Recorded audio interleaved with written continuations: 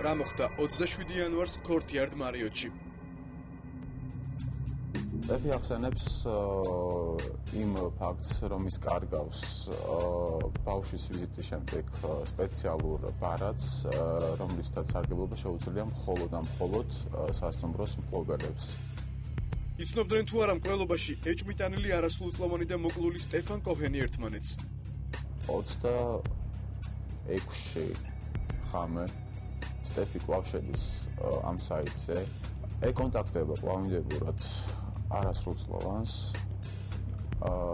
და იხმოს მას ავის ნომერში.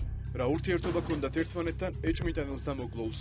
მას არანაირი კავშირი და ურთიერთობა არ ჰქონდა ამ პატარა ბავშვთან, არ იყო დაკავებული ამ ბილწის საქმიანობით, ესე ვიტყოდი.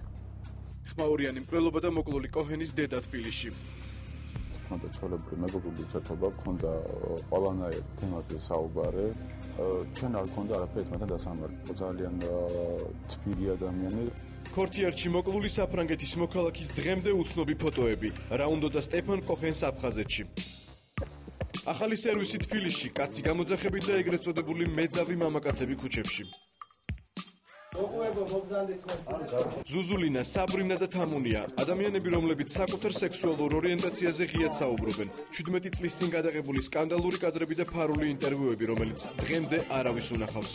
მე დიდი სიამოვნებით გავიკეთებდი პლასტიკურ ოპერაციას. რომხოდის ნავის საშუალება. სტეფან კოჰენის თბილისელი მეგობრის ექსკლუზიური ინტერვიუ. კაცი გამოძახებით და სკანდალური მასალები. სპეციალური რეპორტაჟი. ოთახი 412. დღეს 20 საათსა და 30 წუთზე სპეციალური რეპორტაჟი იმედზე.